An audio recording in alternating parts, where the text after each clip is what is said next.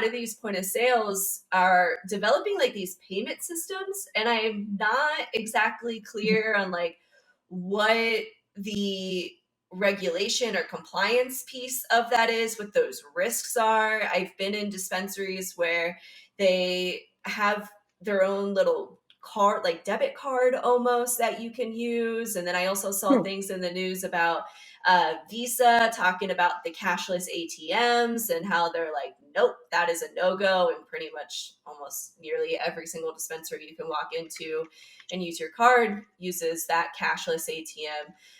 Coming from PayPal and your extensive experience there, give me some thoughts on these payment systems and what some of those risks are that people need to be aware of. I would say it's highly risky.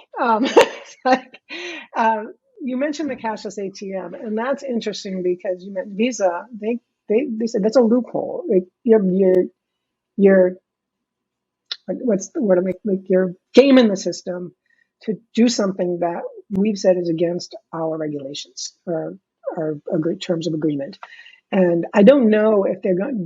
They publicly said it, but I don't know if they're actually physically coming after people just yet.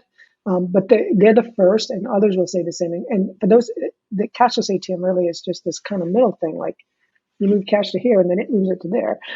So, but you're just trying to trick them, saying, "I'm not really buying cannabis with this. I'm doing whatever this thing is in the middle."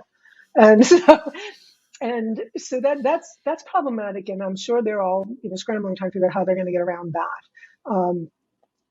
Also, if you even just take the cannabis piece out of it, there's so much compliance that goes around payments.